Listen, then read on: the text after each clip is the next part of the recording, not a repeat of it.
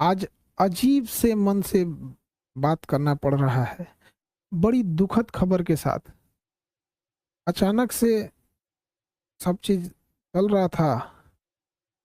कहीं कुछ कुछ लोगों से कॉल आने लगा कि सर आप न्यूज़ देखिए, या फिर ऐसे ऐसे घटना हुई है कि रोशन सर के भाई की नेपाल में संदिग्ध स्थिति में डेथ हो गई। तो हमें कुछ देर के लिए विश्वास ही नहीं हुआ। हमको लगा कि ऐसे बोल रहा है सब। आजकल फेक न्यूज वगैरह के चक्कर में हमको लगता है ऐसा, तो हम डांटे भी, तुम लोग को ये सब नहीं समझ में आता है, कुछ से कुछ बोलते रहता है। तो कुछ पल के लिए विश्वास नहीं हुआ कि ऐसे कैसे हो सकता है। फिर धीरे धीरे कुछ लोग न्यूज भेजने लगे, फिर न्यूज पे देखे। जब न्यूज देखे ना, तो पैर के नीचे से जमीन खसक गया। एक समय एक कैसा अजीब करवट ले रहा है, किस दौर में, किस स्थिति में समय चला गया है। आखिर ऐसे कैसे हो गया। एक बार आप इसको न्यूज को पहले देखिए। उसको कोई कुछ नहीं किया गया है। इससे पहले मतलब सही से सोने कहा था 5-7 दिन से। उसको थोड़ा सा सेक्रेटरी प्रॉब्लम था, जो जिसका वो दवाई खाता था। ज्ञान बिंदु कोचिंग संस्थान के डायरेक्टर रोशन आनंद के भाई प्रिंस यादव की संदिग्ध स्थिति में मौत हो गई। वहीं उनकी मौत के मामले में अब एक बड़ा खुलासा हुआ है। प्रिंस यादव के साथ नेपाल गए उनके दोस्तों ने बड़ा खुलासा करते हुए बयान दिया। सुनिए, प्रिंस यादव के साथ नेपाल गए उनके दोस्तों ने उनकी मौत को लेकर क्या कुछ बताया। हम प्रिंस का दोस्त है। प्रिंस का पहले से दवाई चलता था, मेंटल का, उसको 2 बार अटैक आ चुका था। उसको कोई कुछ नहीं किया गया है। इससे पहले मतलब सही से सोने कहा था 5-7 दिन से। 2-3 दिन से दवाई स्थिति में वो कैसे निकल पाएंगे लोग इस घटना के बाद। पता नहीं कैसे परिवार सहन करेगा इसको। इस कठिन दौर में हमारी संवेदना परिवार के साथ है। जब ऐसा, जब कभी आदमी ऐसी खबर सुनता है तो दिल बैठ जाता है। किसी के परिवार के साथ ऐसा ना हो, दुश्मन के परिवार के साथ भी ऐसा ना हो। हमारी पूरी संवेदना है परिवार के साथ। हमसे जो संभव हो सकेगा, हम अभी परिवार किसी बात करने की स्थिति में नहीं होगा। हम इस चीज को समझ सकते हैं कि किसी के साथ ऐसा ना हो, लेकिन हमसे जो प्रयास होगा, हमसे जो कहेंगे लोग, हम वो हर संभव मदद करने को तैयार हैं, चाहे जो कुछ वो कहेंगे।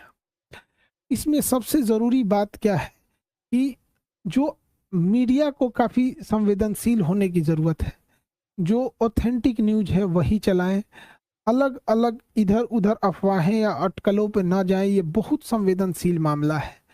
और पुलिस अपना एक ऑफिशियल बयान जारी करे जिससे कि स्पष्ट हो सके चीजें क्या हैं, और जल्दी से जल्दी इसका पोस्टमार्टम रिपोर्ट सार्वजनिक किया जाए। और सबसे ज्यादा जो अजीब सा चीज लग रहा है, ये कोइंसिडेंस, ये कैसे कोई तीसरा इंसान इसमें इन्वॉल्व लग रहा है। आखिर इतनी खतरनाक चीजें, इतनी अमानवीकृत कैसे कोई कर सकता है। तो इसमें कोई ना कोई तीसरा साजिश जरूर कर रहा है। इसके लिए एक उच्च स्तरीय जांच होनी चाहिए, और उच्च स्तरीय जांच की रिपोर्ट को लाया जाए, और जो दोषी पाए जाएंगे उनमें एक को भी न छोड़ी जाए। फांसी से नीचे इनकी कोई सजा नहीं होनी चाहिए। आखिर ऐसा किसने, अगर अगर किसी ने इसमें इन्वॉल्व है तो। अभी न्यूज में पता चल रहा है कि अलग अलग न्यूज अलग अलग चला रहे हैं। कृपया करके न्यूज वालों से भी हाथ जोड़कर विनती है। कोई कहता है कि मिर्गी की दवा खाई, एक दूसरा न्यूज देखो तो कोई कह रहा है कि शराब, कोई अलग न्यूज दिखा रहा है, कोई कुछ न्यूज दिखा रहा है। तो कृपया न्यूज वाले ऑथेंटिक चीजों को दर्शाओ। किसी की जान गई है, क्या मिर्गी की दवा कहाँ से थी, कहाँ से लाया गया, इसकी जांच पुलिस सार्वजनिक करे इस मामले को। और जो न्यूज में चल रहा है कि 5 लोगों को हिरासत में लिया गया है, सबसे जरूरी चीज है कि उन 5 लोग कौन कौन से थे, वो उनको नाम सार्वजनिक किया जाए। उनकी भी जांच होनी चाहिए कि वो आखिर कौन थे। दोस्त के रूप में कोई और तो नहीं था। ये तीसरा एंगल कोई हो भी सकता है इसमें। इस चीज को नकारा नहीं जा सकता है कि जिस तरह से इस मामले को तूल पकड़ाया गया, एक गार्ड का मैटर था, अपना सॉल्व हो जाता इसको, लेकिन इसको इस तरह से तूल पकड़ाया गया इतना बड़े लेवल पे। और इधर ये जब ये घटना सामने आती है तो कुछ समझ में नहीं आता है क्या करें आप। इतने कठिन परिस्थिति में पूरे लोगों को से भी विनती करते हैं कि परिवार का सहानुभूति रखें, और इस बात पर जोर दें कि तीसरा एंगल पर जांच हो और जो लोग संदिग्ध नेपाल ने किन 5 लोगों की गिरफ्तारी की है उनकी भी जांच होनी चाहिए और एक उच्च स्तरीय जांच बैठाकर जो भी दोषी पाए जाएंगे उनको फांसी से नीचे सजा नहीं होनी चाहिए। देखिए, जो इंसान अब पुण्य आत्मा अब दुनिया से चली गई, भगवान उनको शांति दे, लेकिन यदि इसमें जो इन्वॉल्व है उसको पुलिस पकड़ लेती है या उच्च स्तरीय जांच में आती है तो कहीं ना कहीं ये उचित रहेगा।